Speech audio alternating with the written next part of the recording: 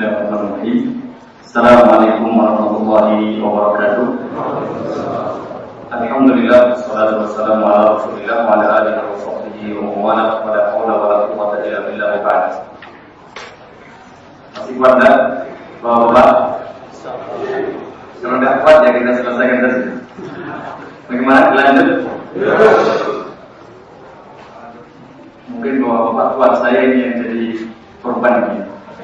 Tadi Ustaz Habibie didampingi, saya didampingi saya sendiri loh. Terus habis sudah materinya, Ustaz Habibie Surabaya, Ustaz Habibie Surabaya, saya mau ngapain?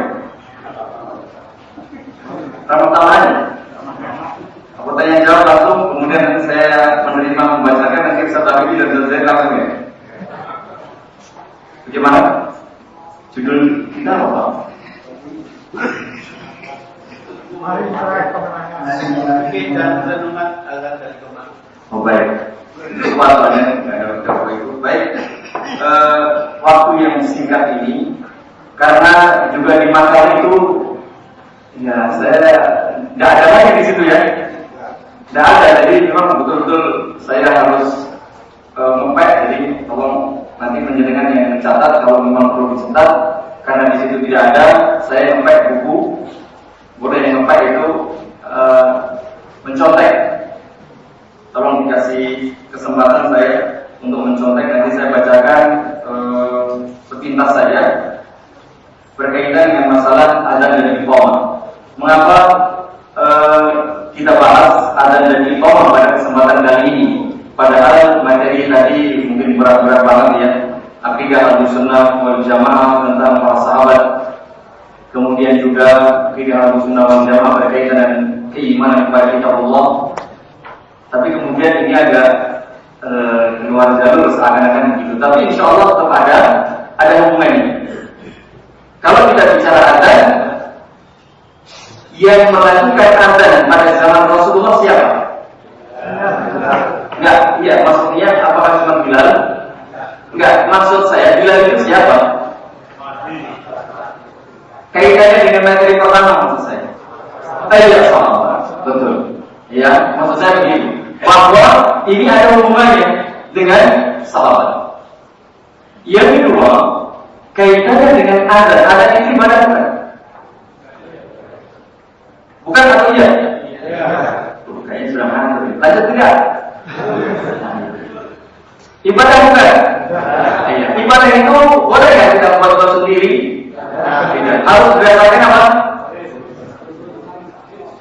Iya, Al-Quran dan Al-Hadis. Berarti masih ada kaitannya dengan iman kepada siapa?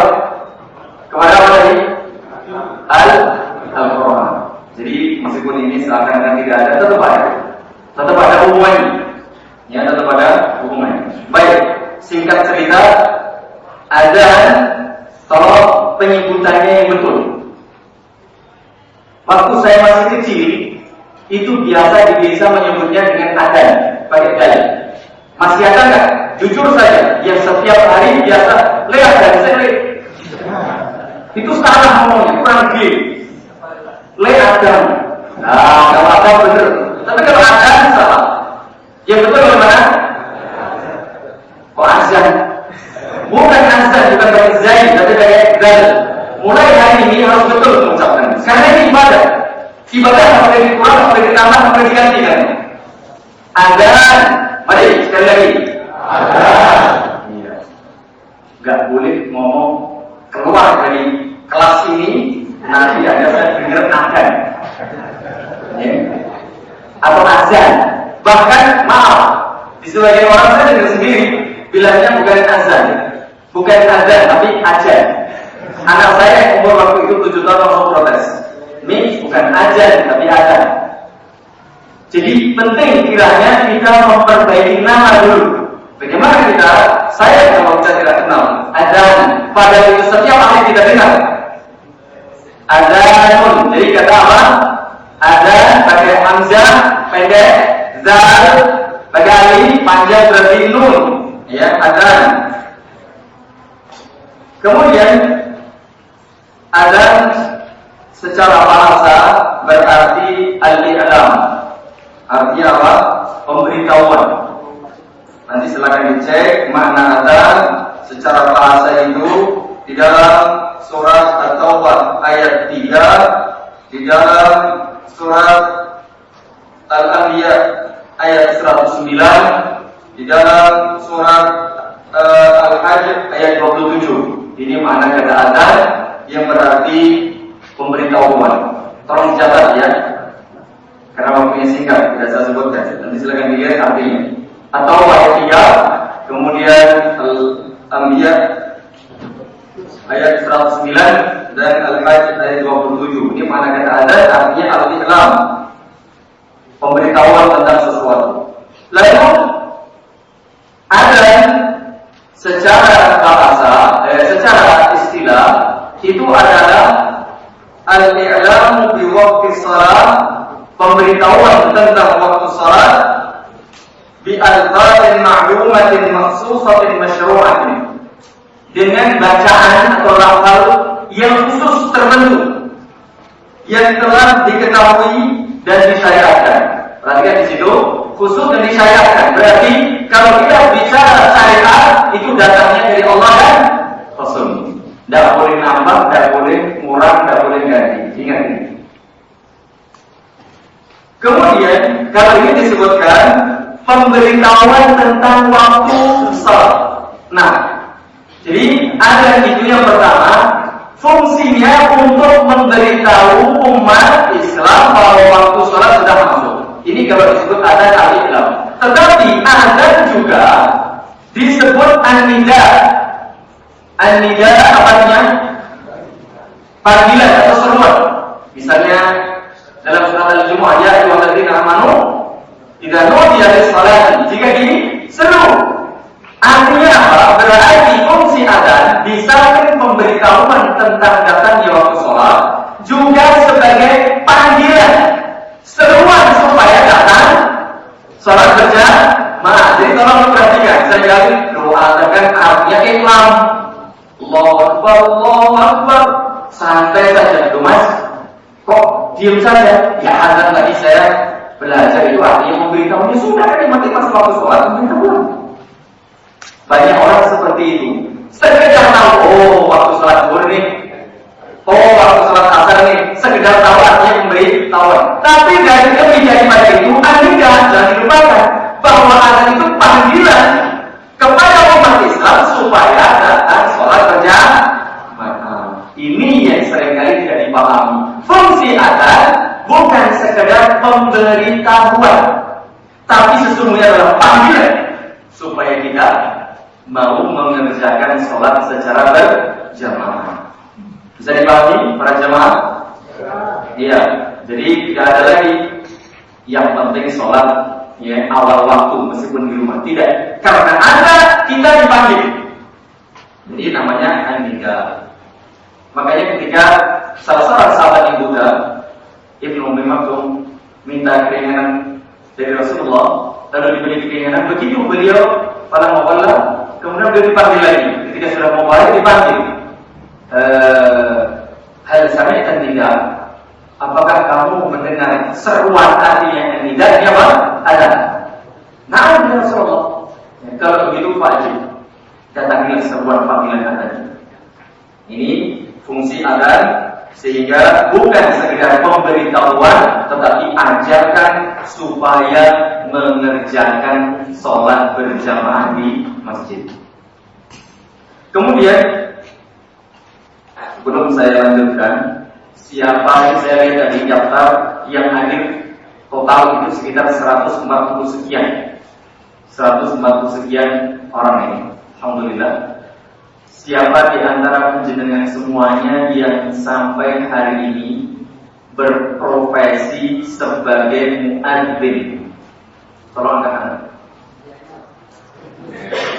Hah? Ya muadzin, tapi muadzin tetap di sebuah masjid. Ini ya, setahu saya sahabat saya Mas Doni. Ya, ini beliau adalah sahabat Ibnu Ummi Maktum karena beliau juga buta. Ya, subhanallah. Ya ada berapa orang? Coba katakan ini. Cuma 2, 3. 1, 2, 3, 4. Ya. Cuma 4 orang. Masya Allah. Sudah berapa lama Mas yang sana menjadi muadzin berapa lama? Baru 5 tahun. Yang dari sana Pak berapa tahun Pak? 2 tahun. Yang tengah dari berapa? 8. 4. Oh 8 tahun. Masya Allah. Mas Doni berapa tahun tadi? Masya Allah 8 tahun. Oh dari masa ya. Baik, nanti insya Allah kita lihat bagaimana keutamaan orang yang menjadi muadzin. Siapa yang bisa menyebutkan dari sahabat-sahabat yang menjadi muadzin Rasulullah Sallallahu Alaihi Wasallam? Bilal bin Abi Rabah Al-Habashi, ya. Beliau adalah menjadi muadzin di Masjid Nabawi. Kemudian yang kedua, Sinten? Iya, Ibnu Ummi Maktum. Nama beliau adalah Amr. Ya, paling banyak dinamakan Amr. Meskipun sebagian mengatakan Abdullah. Ya, Abdullah atau Amr Ibnu Ummi Maktum. Beliau asal Quraisy dan Quraisy. Dan beliau juga menjadi muadzin Rasulullah di Masjid Nabawi. Salam buta. Ya, subhanallah. Maka kita punya juga, nanti silakan berkenalan Mas Ramadhani. Beliau seorang buta dan alhamdulillah sampai hari beliau seorang muadzin. Ya, tidak pernah telat sholat padahal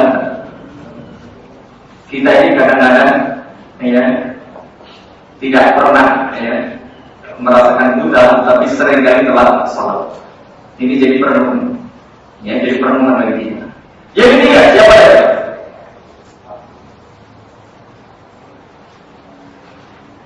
Zaman Rasulullah itu ada 4 muadzin yang terkenal. Cuma yang sampai kepada kita yang paling terkenal itu siapa? Bilal, sehingga tukang ada itu namanya apa? Bilal. Iya ya, saking terkenalnya itu biasa seperti itu tidak apa-apa. Itu istilah saja karena terkenal. Siapa lagi? Yang ketiga. Siapa Pak? Beliau adalah muadzin di Masjid Quba. Lalu sepeninggal Rasulullah SAW, beliau menjadi muadzin di Masjid Nabawi. Siapa beliau? Namanya adalah Sa'ad Al-Qurazi. Sa'ad Al-Qurazi. Ya, nama beliau adalah Sa'ad bin Ain Abu Abdurrahman Al-Qurazi, bukan Al-Qurazi. Al-Qurazi. Beliau pertama kali menjadi muadzin di Masjid Quba. Lalu setelah Rasulullah wafat, beliau menjadi muadzin di Masjid Nabawi. Yang keempat, ini muadzin pada zaman Rasulullah di Masjidil Haram sesudah Fathu Makkah. Siapa beliau? Dua harus tahu ini. Karena ini berkaitan dengan masalah sahabat. Yang kaitannya dengan akidah yang akan kita singgung juga. Siapa Pak? Ada yang tahu? Nah, ada yang tahu nanti dapat hadiah dari panitia. Silakan minta dari panitia. Yaitu siapa? Abu Maktum. Nama beliau Aus, ya, bin Luban, ya, Abu Maktum. Beliau menjadi muadzin pada zaman Rasulullah di Masjidil Haram. Ini sekedar kita tahu. Nah, sebelum kita lebih lanjut, mari kita lihat apa sih keutamaan menjadi muadzin. Keutamaan muadzin banyak sekali. Keutamaan muadzin yang disebutkan dalam hadis-hadis Rasulullah SAW. Di antaranya yang pertama, al-muadzinuna aqwalu aqnafan yawmal qiyamah. Para muadzin itu adalah orang-orang yang mempunyai leher paling baik, paling panjang besok pada hari kiamat. Lehernya paling panjang pada hari kiamat. Siapa itu? Al-muadzin. Makna leher paling panjang? Yang pertama, sesuai dengan zahir makna panjang Allah. Jadi memang lehernya panjang. Sehingga tampak ya oleh orang banyak. Orang muadzin. Yang kedua, ulama menyebutkan orang yang paling banyak pengikutnya. Yang ketiga, orang yang paling banyak pahalanya.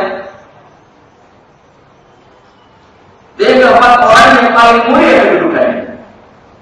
Ini menurut penafsiran para ulama berkaitan dengan aqwalu, ya, al-muadzinuna aqwalun nasi a'nafan yaumal qiyamah.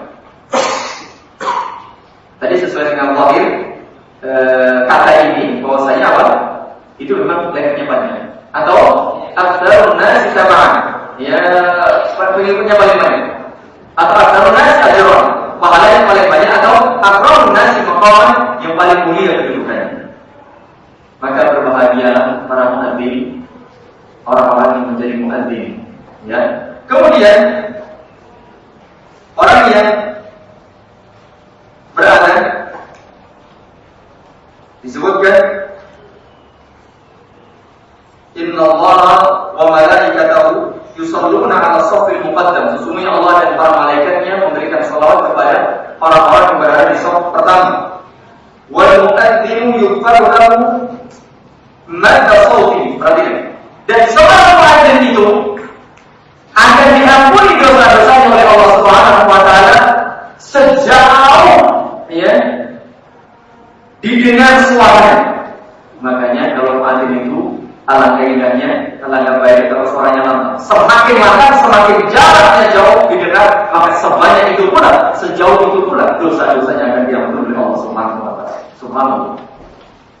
Maka mudah-mudahan nanti sampai di rumah semuanya mendapat dari muadzin. Ya. Lu ini pahalanya besar. Ya. Yughfaru lahu madda shawti. Diampuni dosa-dosanya sejauh didengar suaranya. Kemudian wa yusaddiquhu man sami'ahu min rabbin wa yabisin. Dia akan dibenarkan oleh setiap yang mendengar, baik itu tumbuhan maupun benda mati. Perhatikan, maka Allah Subhanahu wa taala bisa mendengar. Tentu saja mendengar sesuai dengan yang dikehendaki oleh Allah Subhanahu wa taala. Kita tidak tahu bagaimana. Tapi mereka mendengar, tumbuhan, benda mati semua yang mendengar dan akan dibenarkan oleh setiap yang mendengar. Berarti apa? Ini juga menunjukkan bahwa orang yang berada hendaknya yang paling lantang suaranya. Kemudian walahu mithlu ajri man shalla ma'ahu. Subhanallah. Dia akan mendapatkan pahala sebanyak orang yang mengerjakan salat bersama dia. Artinya dia kan tadi menyeru, memanggil. Lalu kalau yang datang banyak, subhanallah, alangkah indahnya dia seorang muadzin. Maka berbahagialah saudara-saudara kita yang berprofesi menjadi seorang muadzin.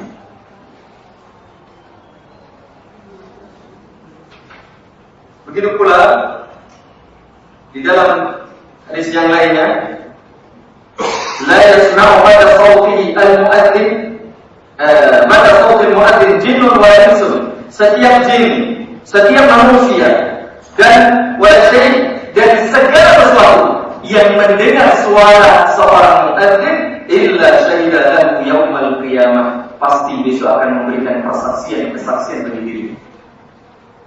Pembelanya banyak. Siapa itu? Semua jin, semua manusia, bahkan semua wala syai', apa saja yang mendengar suara dia. Dalam hadis yang lainnya disebutkan pula al-imam al-dhamin, seorang imam itu adalah yang menanggung atau yang menjaga. Artinya dia wal muadzinu mu'taman, sedangkan muadzin itu adalah orang yang dipercaya. Disebutkan bahwa dhamin artinya untuk menjaga dan mengurus ya umatnya ketika mengerjakan salat. Imam yang menjaga salatnya, yang memimpin salat jamaah untuk melaksanakan salat. Sedangkan wal muadzin mu'taman, seorang muadzin itu orang yang dipercaya. Perhatikan, seorang muadzin orang yang dipercaya. Dipercaya apa?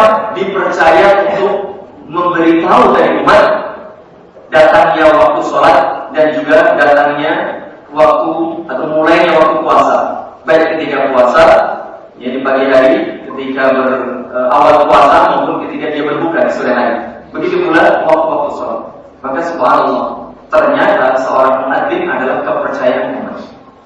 Maka Allahumma arshidil a'immata waghfir lil muadzinin. Subhanallah. Doa Rasulullah sallallahu alaihi wasallam, ya Allah, berilah bimbingan, berilah pengarahan, berilah petunjuk kepada para imam. Waghfir lil muadzinin, dan berilah ampun kepada para muadzin. Berbahagia ya bagi setiap muadzin. Didoakan oleh Rasulullah, mudah-mudahan Allah mengampuni jenengan. Bukankah ini sebuah kemuliaan, bukankah ini sebuah keutamaan.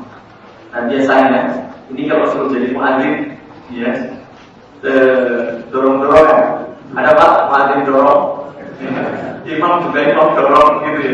Makanya pentingnya para taklim itu menunjuk nanti, ya, menunjuk siapa yang menjadi muadzin. Karena demikian. Berikutnya berkaitan dengan masalah azan, disebutkan pula bahwasanya Allah Subhanahu wa taala akan mengampuni dosa-dosa orang yang berazan dan memasukkan dia ke dalam surga. Dalam potongan faqad ghafartu li 'abdi wa adkhaltuhu al-jannah. Hanya seorang yang berazan diampuni dosanya dan dimasukkan ke dalam surga Allah Subhanahu wa taala. Bukankah ini kabar gembira yang mestinya jadi rebutan? Tapi kadang-kadang iren bahasa Jawa. Apa iren? Enggak, bahasa Indonesianya. Bukan iren itu saling menghindar, tidak mau gitu. Ya. Harus dijorong, harus dikasih. Nah, ini terakhir yang saya bahasakan keutamaan. Man adzana sanatan 'ashrata sanatan. Barang siapa menjadi muadzin selama 12 tahun berturut-turut, ya, wajibat lahul jannah, dijamin masuk surga. Tadi yang 8 tahun tinggal menyelesaikan 4 tahun. Yang 8, yang 2 tinggal menambah 10 tahun. Dan ini tidak mudah. Harus betul-betul sabar. Ya karena biasanya muadzin itu ya betul-betul muadzinnya atas nilai ta'ala gitu. Karena memang syaratnya begini. Kemudian wa kutiba lahu bi ta'zinihi fi kulli marratin 60 hasanah. Setiap sekali dia berazan ditulis baginya 60 kebaikan. Wajibat lahu jannah. Man adzana 12 sanatan wajibat lahu jannah. Wa kutiba lahu bi ta'dinihi fi kulli maratin 60 hasanah. Wa bi iqamatihi 30 hasanah. Dan setiap kali dia iqamah 30 kebaikan ditulis baginya. Subhanallah. Padahal wal hasanatu bi asyri amsalha. Setiap kebaikan dalam konsep Islam itu dilipat gandakan menjadi 10. Berarti kalau 60 kali 10 berapa? 600. Dapat 30 kali 10 300. Sekali azan dia mendapat 900 kebaikan. Kalau 5 kali berarti berapa? 4.500. Kalau 8 tahun yang 1 2 3 4 5. Cepat 9 kali 8 berapa? Ya kan kali 12. Dari 300 jadi. Siapa yang bisa cepat dapat hadiah yang dari panitia. Menghitung berapa kebaikan kalau 8 tahun dia berada. Masya Allah, luar biasa. Ini yang ahli matematika siapa ya? Kalau nanti pas istirahat istimewa nanti sudah disebutkan sekian miliar nilai kebaikan. Masya Allah, itu baru 12 tahun. Belum lagi diampuni dosanya, belum lagi dijamin wajibatul lahu dosanya. Tetapi disebutkan dengan syarat hendaknya dia khalisan liwajhillah ta'ala. Ketika dia berazan ikhlas menghadap wajah Allah Subhanahu wa taala, bukan biar didengar suaranya bagus, bukan karena riya, karena sombong, karena sum'ah, ya, bukan pula karena mencari gaji. Di sebagian masjid ada ditawarkan gajinya, muadzin itu gajinya 10 juta. Mau berapa? Ya, mau nggak kira-kira kalau ada satu masjid muadzinnya 10 juta? Kayaknya kita semua daftar deh. Ya kalau diganti nggak apa-apa, yang penting kita tidak minta. Kalau suatu saat pas nggak diganti, ya itu nggak minta. Kita niatkan karena Allah. Kalau dikasih, alhamdulillah. Tapi kalau pas kurang atau tidak ada, jangan betul. Itu betul-betul ikhlas karena Allah. Ini syaratnya demikian. Nah, kita lanjutkan pada bab sekarang bagaimana azan itu. Kalau tadi kaitannya dengan keutamaan azan, dan sekarang menjadi persoalan adalah azan. Sifat atau tata cara azan dan iqamah. Yang terkenal di kalangan kita azan dan iqamah yang sebagaimana biasanya itu. Bagaimana? Nanti kita minta ya sudah iqamah nanti mungkin sebagian jamaah kita mohon nanti supaya mempraktikkan azan. Ya, karena ini penting ilmunya, meskipun hanya sederhana, silakan dibaca dalam buku-buku para ulama. Di antaranya adalah dari sahabat Abdullah bin Zaid. Beliau menyebutkan tentang sifat adzan sebagaimana kita baca sekarang ini. Allahu Akbar, Allahu Akbar, 2 kali. Allahu Akbar, Allahu Akbar, kemudian asyhadu an la ilaha illallah, asyhadu an la ilaha illallah, kemudian asyhadu anna Muhammadan Rasulullah, asyhadu anna Muhammadan Rasulullah. Hayya 'alas shalah, hayya 'alas shalah, hayya 'alal falah, hayya 'alal falah. Kemudian Allahu Akbar, Allahu Akbar, la ilaha illallah. Demikian. Ada juga nanti versi yang lain. Ya, kemudian iqamahnya, karena dalam hadis disebutkan bahwasanya adzan itu dengan double atau ganda. Ya, bisyafil adzan. Ya, kemudian kalau iqamah itu dengan mengganjilkan. Ya, mengganjilkan adzan. Iqamah maksud saya. Cara yang kedua yang barangkali mungkin jarang ya dipraktekkan di kalangan kita, yaitu yang diriwayatkan dari hadis Abu Mahdzurah tadi, bahwasanya itu 4 kali ya, Allahu Akbar, Allahu Akbar, ya, kemudian ulang 2 kali betul. Kemudian ada istilahnya tajid. Jadi sebelum mengucapkan asyhadu an la ilaha illallah 2 kali, asyhadu anna Muhammadan Rasulullah 2 kali yang keras itu dibaca dengan diri.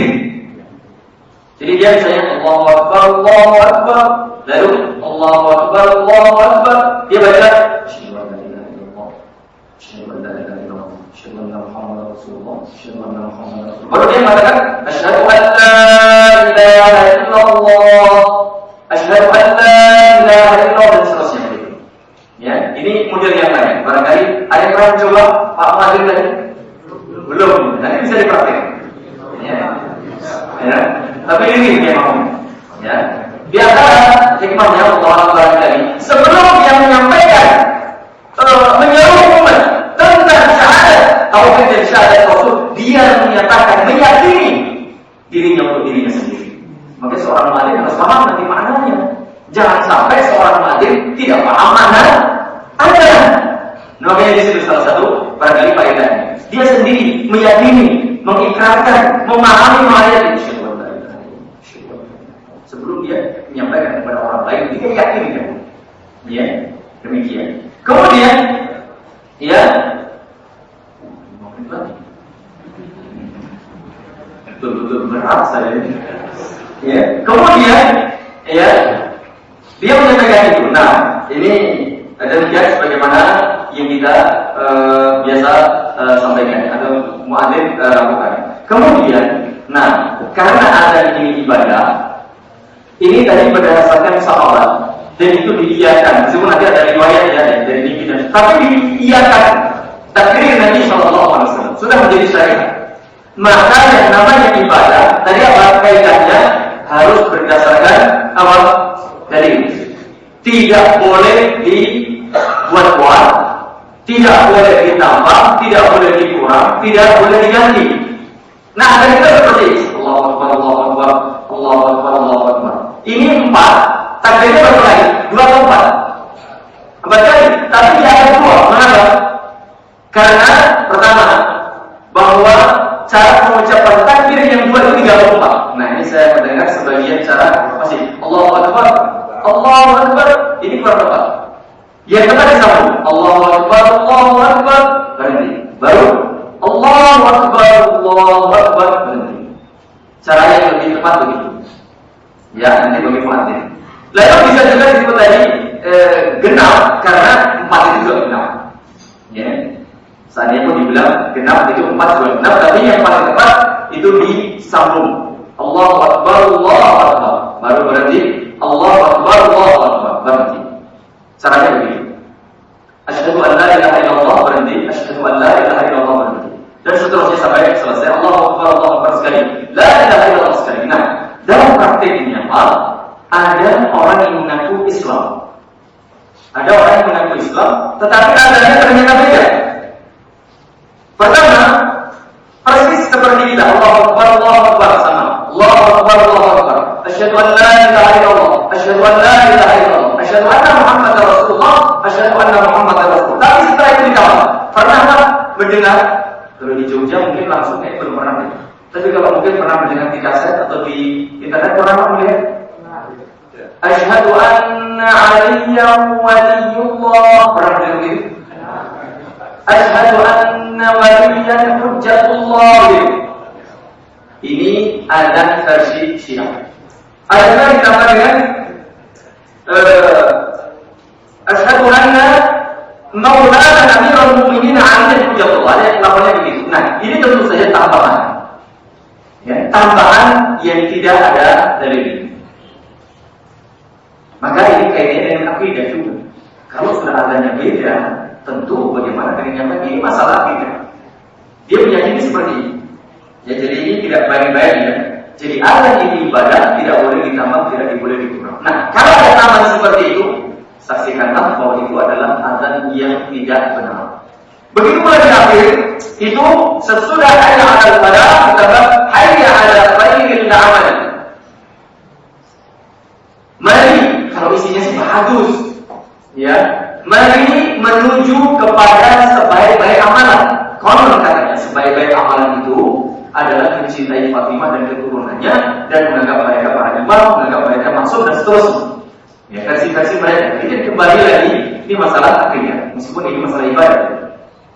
Oleh karena ini penting untuk diperhatikan, jangan sampai kita berani ngutak-utik. Kalau berani ngutak-utik, ada sama juga kita ngutak-utik tadi apa?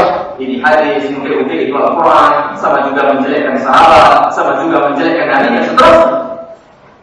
Meskipun mereka mengklaim, mengaku dirinya sebagai pecinta agama baik, tapi sesungguhnya bohong benar. Ini perlu diperhatikan. Lalu Allah Akbar dua kali, mereka itu la ilaha illallah itu dibaca dua kali. Padahal mestinya cuma satu kali. Dan ini berkaitan dengan masalah pemahaman yang tidak betul tadi sudah disampaikan oleh Al-Ustaz Zaid, bahwasanya ada 10 kriteria aliran sesat yang telah disepakati diputuskan oleh Majelis Ulama Indonesia. Di antaranya adalah tidak menghargai Nabi dan seterusnya. Maka bagaimana tidak menghargai Nabi ketika tidak menghargai sahabat? Mengapa? Sahabat azan itu sudah atas persetujuan oleh siapa? Nabi Sallallahu Alaihi Wasallam. Oleh karena itulah penting kiranya. Mohon, ini akidah yang harus kita jaga. Silahkan buat muadzin nanti Bilal itu ditunjuk oleh Rasulullah sebagai apa? Muadzin. Mengapa? Karena dia anda sultan, dia suaranya lebih lantang dan lebih merdu. Maka dia terpikirnya adalah seorang muadzin itu mestinya atau sebaiknya yang mempunyai suara yang lantang tapi merdu, bukan hanya keras, tapi seperti bahasa kita dulu black didudui gitu ya. Tetapi suaranya keras, lantang tapi merdu. Mengapa? Nah, orang muadzin, kalau orang muadzin dengan suara jelek, ya orang tertarik. Coba kalau suara yang merdu lagi lantang, Masya Allah. Maka ini salah satu anjuran kepada takmir masjid atau apa supaya menunjuk muadzin yang suaranya lantang lagi merdu. Ya. Kemudian juga ada sebenarnya beberapa hal yang perlu kita sampaikan dengan kesalahan-kesalahan adat yang bisa fatal. Nanti ada lahan, ada jari dan lahan yang khafi. Kalau yang lahan khafi itu makruh saja. Ya. Kemudian kalau lahan jari, kalau itu bisa mengubah makna, bahkan itu bisa membuat adzan tidak sah. Ya, adzannya harus diulang. Dan itu banyak hal. Saya beberapa kali masih mendengar, baik dari internet, saya pernah dengan internet, lihat di YouTube, juga pernah langsung mendengar muadzin, bahkan langsung saya lihat muadzin. Dan itu banyak. Yang sering itu membaca bahannya dengan panjang. Mantap sekali. Allahu Akbar, Allahu Akbar. Ini adalah yang jadi dan itu membuat adzan tidak sah. Kalau disengaja, apalagi diyakini bisa kufur. Karena akbar artinya apa? Drum beduk dan sejenis. Masa Allah itu beduk-beduk? Kan itu pelecehan. Makanya seorang muadzin harus fasih, harus tahu akhir.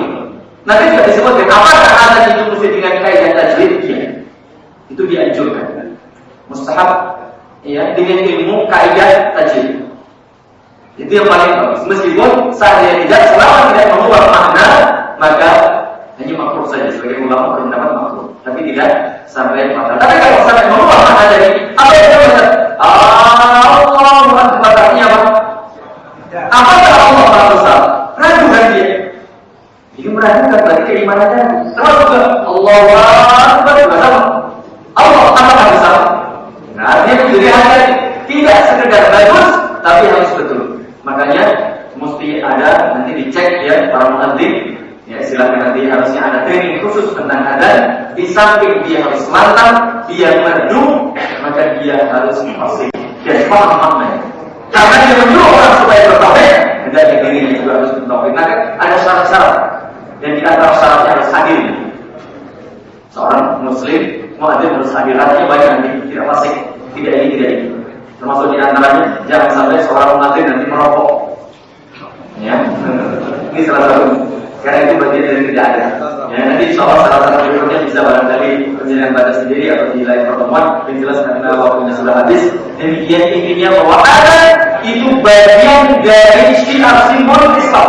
Bahkan nanti tidak akan menyerang suatu kaum atau suatu daerah ketika mendengar adzan.